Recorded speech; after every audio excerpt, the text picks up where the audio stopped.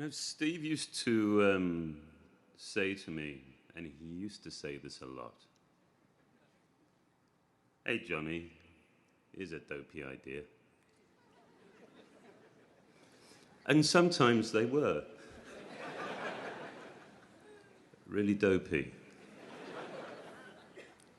Sometimes they were truly dreadful.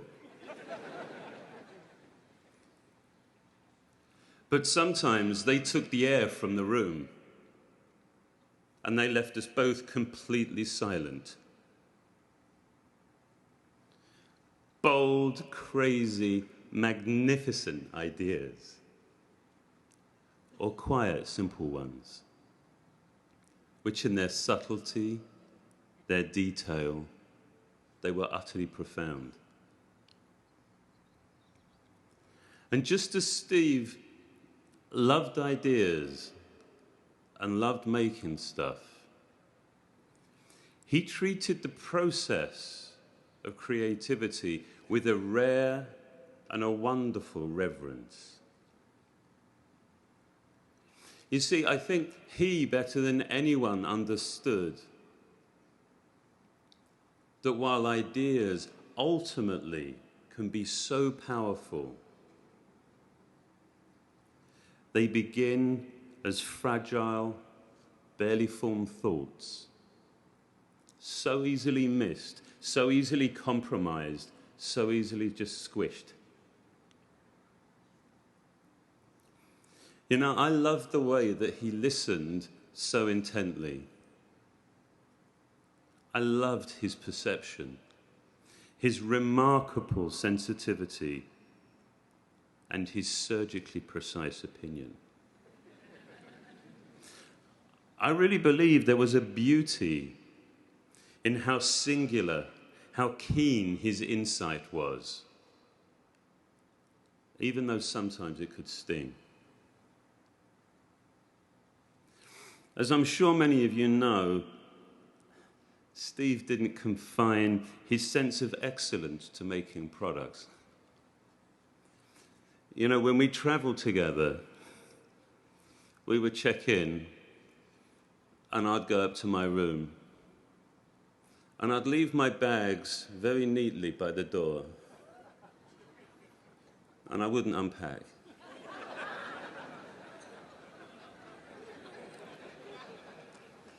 And I would go and sit on the bed. I would go and sit on the bed next to the phone. And I would wait for the inevitable phone call. "Hey, Johnny, this hotel sucks. Let's go."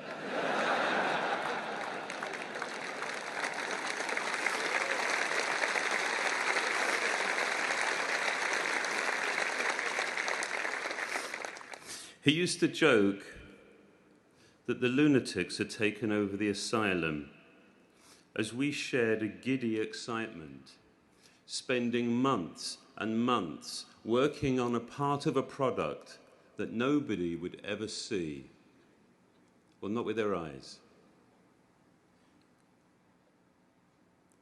But we did it because we really believed that it was right, because we cared.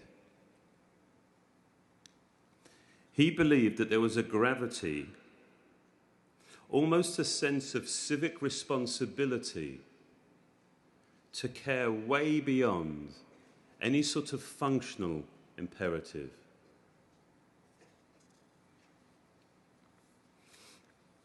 Now, while the work hopefully appeared inevitable, appeared simple and easy, it really cost. It cost us all, didn't it? But you know what? It cost him most. He cared the most. He worried the most deeply. He constantly questioned, is this good enough? Is this right? And despite all his successes, all his achievements, he never presumed, he never assumed that we would get there in the end. When the ideas didn't come, And when the prototypes failed, it was with great intent, with faith, he decided to believe we would eventually make something great. But the joy of getting there.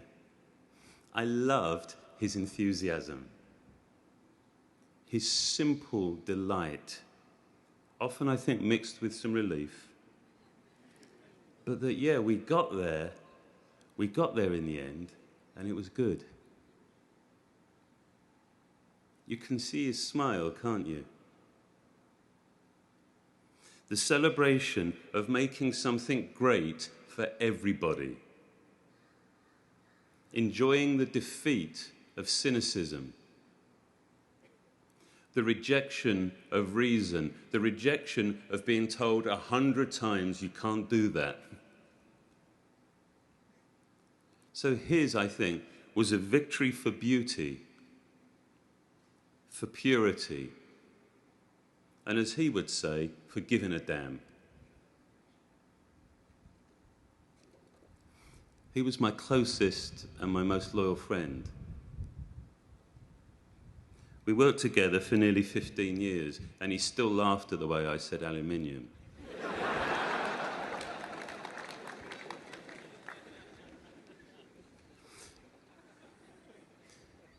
For the past 2 weeks, I think we've all been struggling to find ways to say goodbye. This morning, I simply want to end by saying thank you, Steve. Thank you for your remarkable vision, which has united and inspired this extraordinary group of people. For all that we have learned from you, and for all that we will continue to learn from each other, thank you, Steve.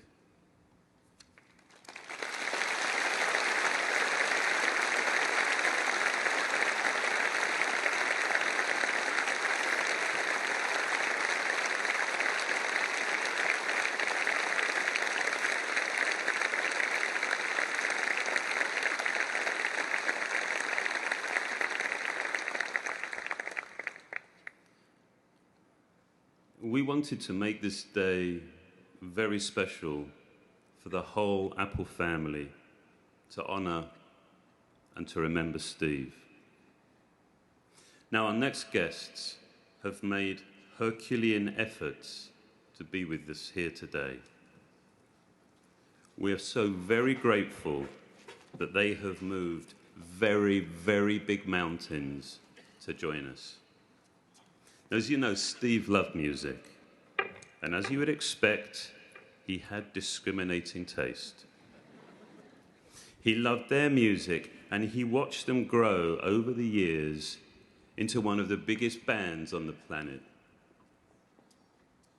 And along the way, he found out that they were really super lovely guys. He would be so excited about them being with us here today. Will you please help me welcome our friends, Coldplay.